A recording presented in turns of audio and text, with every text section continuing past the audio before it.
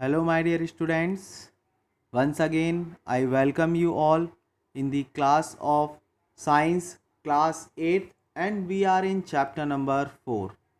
My dear students, as in the previous video, we were discussing the questions and their answers given in the exercises of chapter number 4. हम लोगों ने first 5 questions previous part में complete किए थे. आज हम लोग इस चैप्टर के एक्सरसाइज के आगे के क्वेश्चंस को कंटिन्यू करेंगे.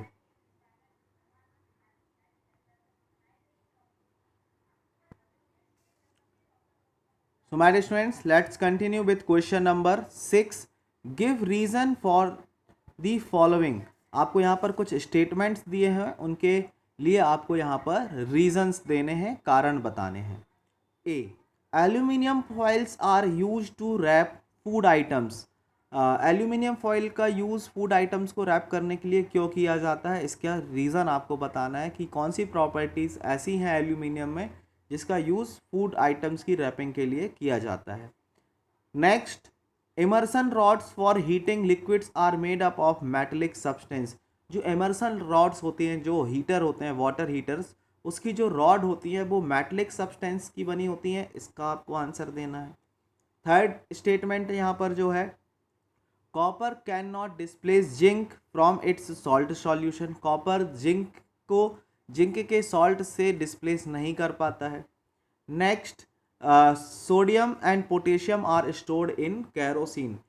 ये 4 स्टेटमेंट हैं और चारों के आपको रीजंस देने हैं, और ये आंसर्स आप लोग कैसे लिखेंगे इनको हम लोग यहाँ पर सबसे पहले डिस्कस करेंगे.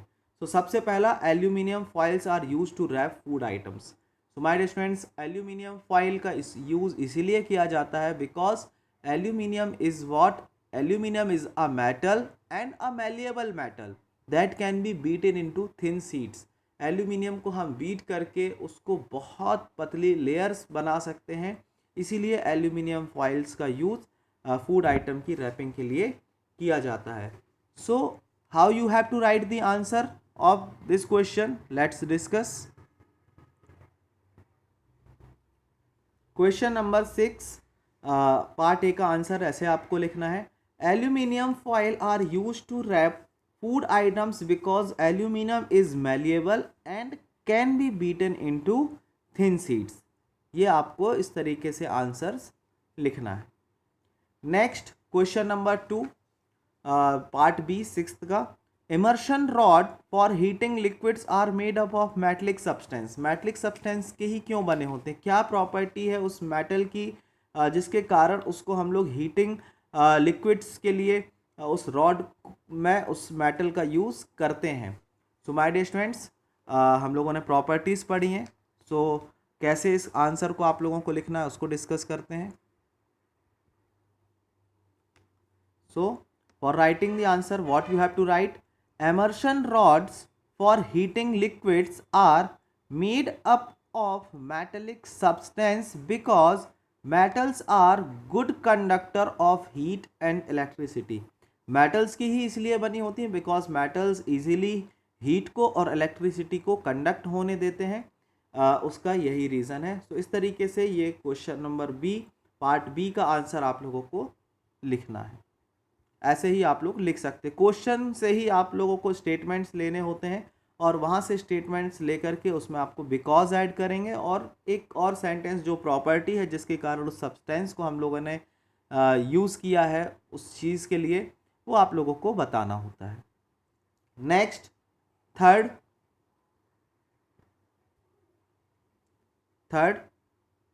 Copper can not displace zinc from its salt solution. So my dear students, copper and zinc की अगर रिएक्टिविटी सीरीज़ की बात करें तो कॉपर की जो रिएक्टिविटी होती है एज़ कम्पेयर टू जिंक बहुत कम होती है.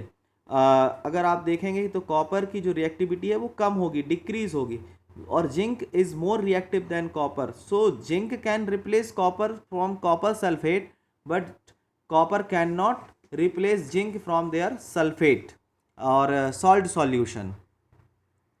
So how you have to write the answer, let's discuss. Copper cannot displace zinc from its salt solution because zinc is more reactive than copper, zinc is more reactive than copper, zinc की जो reactivity होती है वो copper से ज़्यादा होती है, इसीलिए कॉपर जो है वो जिंक को उसके सॉल्ट सॉल्यूशन से डिस्प्लेस नहीं कर पाएगा। So in this way you can write the answer. Now part number D, fourth part के बारे में बात करेंगे।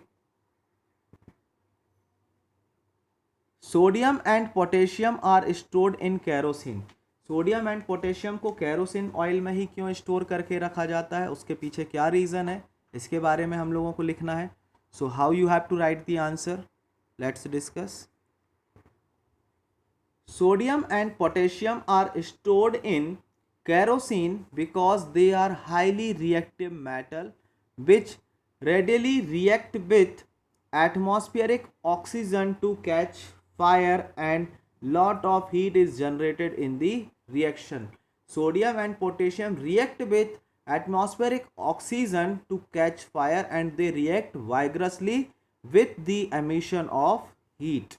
So in this way you can write the answer of this question.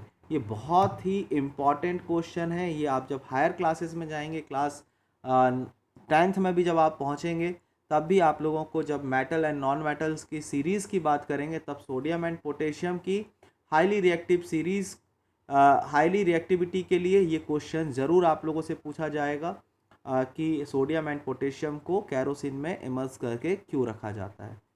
So this is the answer of this question. Now question number 7.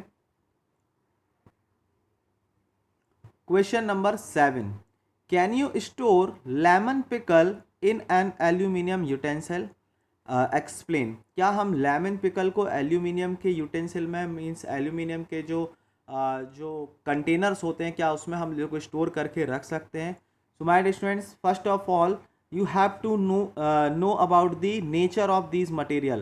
Aluminium is a metal and lemon pickle is what, acidic in nature, because ये sour in taste है, lemon है, खट्टे होते हैं ये pickle, और ये acidic nature के होते हैं। सो यहाँ पर एसिड और मेटल की रिएक्शन हो सकती है, तो क्या रिएक्शन के प्रोडक्ट होंगे इसके बारे में सबसे पहले हम लोगों को पता होना चाहिए। सो माय डियर फ्रेंड्स, आप सभी लोगों ने मेटल और एसिडिक सब्सटेंसेस की रिएक्शंस में आप लोगों ने पढ़ा है कि whenever an metal react with acid it produce salt and release hydrogen gas. Hydrogen gas क्या करते हैं, रिलीज करते हैं, जिससे जो लेमन पिकल है वो ख़राब हो सकता है और जो यूटेंसाइल है वो भी ख़राब हो सकता है।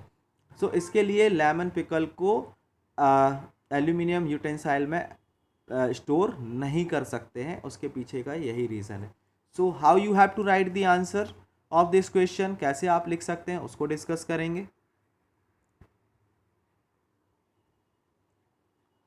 We can not store lemon pickle in an aluminium utensil because lemon is acidic in nature and can react with aluminium metal to produce salt and hydrogen gas. ये salt बनाते हैं और हाइड्रोजन गैस रिलीज करते हैं। तो ये आप लोगों ने पहले ही बेसिक इक्वेशन पढ़ी है, metal plus acid is equal to what, salt plus H2 gas. So ये एक जनरल फार्मूला है और यही आप लोगों को यूज़ करना है कि हम लोग लेमन और लेमन पिकल को एल्यूमिनियम यूटेंसिल में स्टोर नहीं कर सकते। So in this way you can write the answer of question number 7। Now question number 8। Question number 8, match the substances given in column A with their uses in column B. Column A में metals के name यहाँ पर दिए हुए हैं और materials के name यहाँ पर दिए हुए हैं और आपको इसको यूजेस में उसको मैच करना है। सो गोल्ड का यूज़ थर्मोमीटर में नहीं होता है my dear students, electric wire में भी नहीं होता है, रैपिंग फूड में भी गोल्ड का यूज़ नहीं होता है। Jewellery, yes, gold is used for making jewellery. Next iron का यूज़ कहाँ होता है, मशीनरी में। जितनी भी मशीनरी आप देखते हैं वो मोस्टली आयरन की बनी होती हैं। Then aluminium is used for wrapping food, अभी हम लोगों ने ऊपर क्वेश्चन डिस्कस किया था। यहाँ पर कि किस प्रॉपर्टी के कारण एल्यूमिनियम को फूड रैपिंग के लिए यूज़ किया जाता है। So aluminium is used for wrapping food. Carbon, carbon का यूज़ कहाँ पर करते हैं my dear students? Carbon is a non metal and used as a fuel. Fuel में एज अ यूज हम लोग फ्यूल के लिए उसका यूज़ करते हैं कार्बन का, as a pure form of coal. Next copper, copper is used for making electrical wires. इसकी गुड कंडक्टिविटी के कारण ये इलेक्ट्रिकल वायर में इसको यूज़ किया जाता है। And mercury, mercury is what, liquid state में रहती है, मेटल है रूम टेम्परेचर पर, और इसका यूज़ थर्मोमीटर में किया जाता है, ये थर्मोमीटर के बल्ब में फिल होती है। सो इन दिस वे आप लोग ये सारे सब्सटेंसेस को उसके यूजेस के साथ मैच कर सकते हैं। So this is the answer of question number 8। Now question number 9।